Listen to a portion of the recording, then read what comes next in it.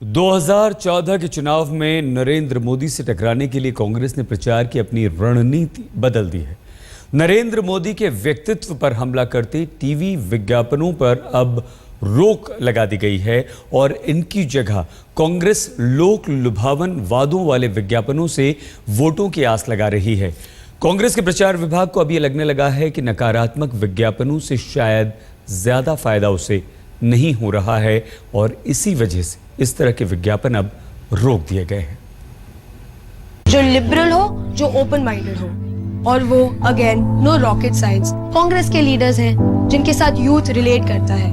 वो गाना है ना, हम हैं नए, अंदाज क्यों हो पुराना, कट्टर सोच नहीं युवा जोश। कांग्रेस ने इस तरह के विज्ञापनों से बीजेपी और नरेंद्र मोदी पर अब तक जमकर खूब निशाना साधा। मोदी की छवि और व्यक्तित्व को काउंटर करते कांग्रेस के ये विज्ञापन मीडिया में खूब छाए रहे।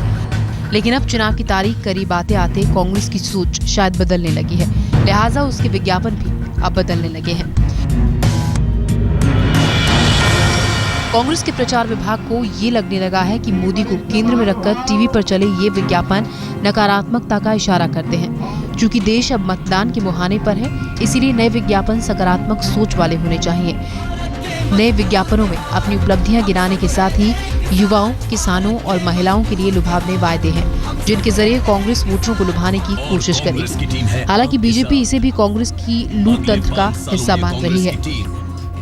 तो हमारा कैंपेन उस सोच पर आधारित है जो श्री राहुल गांधी और श्रीमती सोनिया गांधी जी की है, जो है कि हम देश को कैसे आगे ले जाएं, मर्यादा में रहकर, और इस देश में नीति और नेतृत्व जो है उसके माध्यम से देश को कैसे बढ़ाएं। तो एक पॉजिटिव, एक सकारात्मक एजेंडा कांग्रेस पेश कर रही है और एक नेगेटिव एजेंडा भाजपा पेश कर रही है। चुनाव के बाद ये जो सो कॉल्ड कांग्रेस का सेकुलर सिंडिकेट है, उसके मेरे दिल के टुकड़े हुए हजार, कोई यहाँ गिरा कोई वहाँ गिरा, ये होने वाला है। मजदूर है भारत के मजबूत हाथ। मजदूर भाई बहनों को मिलेगी मुफ्त दवाइयाँ और इलाज की सुरक्षा, साथ में पेंशन की गारंटी भी।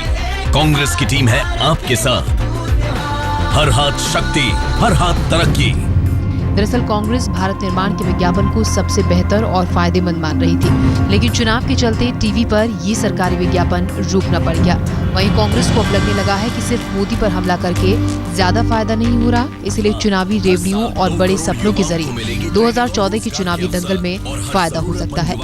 सियासी पिच पर बल्लेबाजी करने उतरी कांग्रेस ये तय नहीं कर पाई कि मोदी के बाउंसर को डक करना है, पुल करना है या फिर आराम से खेलना है।